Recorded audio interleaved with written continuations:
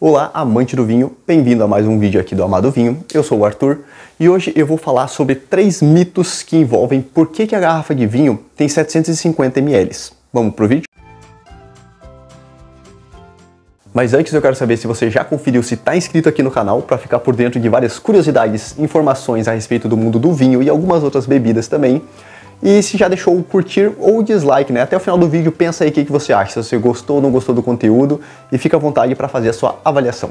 Tá bom. O primeiro mito, a primeira lenda que gera envolto dessa questão de ter 750 ml na garrafa envolve ingleses e franceses, que historicamente nunca se deram muito bem, né? Tem muitas guerras aí, conflitos envolvendo esses dois povos. E o que acontece é que no século XIX, mais ou menos por esse entorno, os franceses eram os maiores produtores de vinho, ou um dos pelo menos, e dos maiores fornecedores para os ingleses. Os ingleses eram os maiores compradores, ou um dos maiores compradores, no caso na época, né, nessa faixa de tempo, dos vinhos franceses. Enquanto os franceses usam o método sistema decimal para fazer as suas aferições, saber questão de volume, de peso, questão métrica das coisas, os ingleses eles usam o sistema imperial, ou seja, são dois sistemas diferentes. E o que acontece é que pelo fato dos ingleses comprarem muito desses vinhos, eles faziam essas compras por galões. Os galões têm 4,5 litros, no caso de volume. E para fazer o transporte, para fazer essa venda, os franceses vendiam em caixas, e nessas caixas iam 6 garrafas. Então 4,5 litros dividido por 6 dariam 6 garrafas de 750 ml. Então seria uma questão de logística e de fácil, vamos dizer assim, comercialização entre duas unidades diferentes. Então para vender em galões, né, uma caixa teria um galão, que seriam 4,5 litros, fracionado em 6 garrafas de 750 ml, que seria mais conveniente para fazer essa troca. Esse é o mito número 1. Tanto que até hoje as caixas de vinho, muito comumente, elas chegam em 6 garrafas, em 6 ou em 3, nesses múltiplos.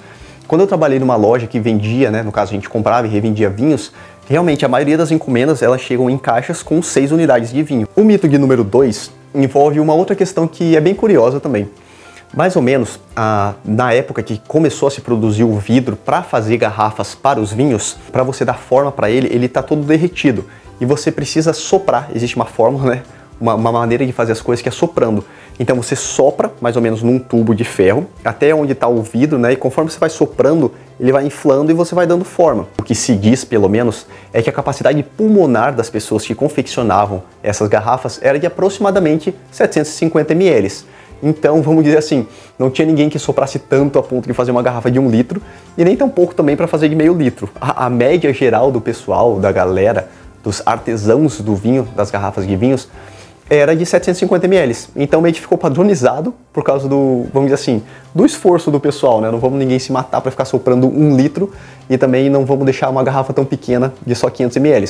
Então ficou 750 ml porque era mais cômodo, mais fácil, era a capacidade pulmonar do pessoal na época que se produziram as primeiras garrafas de vidro.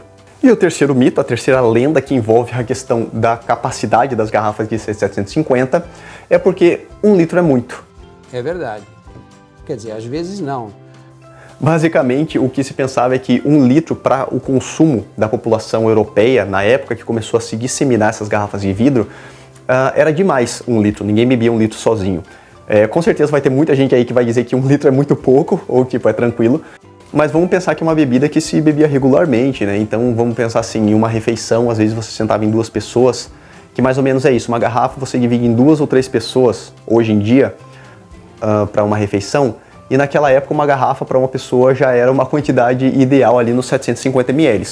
Até porque as tabernas e bares da época, elas costumavam ter taças ou copos que giravam em torno da capacidade de 125 ml.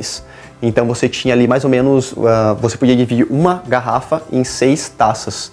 Então vamos dizer assim, se você sentava na mesa, uma garrafa e dividia para 6 pessoas, ou então uma pessoa só tomava 750 ml do seu vinho, basicamente em uma refeição talvez, ou em um dia, seria o consumo de uma pessoa que vivia na Europa quando começaram a se disseminar essas garrafas de vidro. E se você quer continuar sabendo curiosidades, informações científicas, astrológicas e muito mais sobre o vinho, não esquece de conferir a inscrição aqui no canal, dá o like se gostou do vídeo ou dislike se você não gosta desse tipo de conteúdo, deixa aqui nos comentários, me deixa saber do que vocês querem saber a respeito.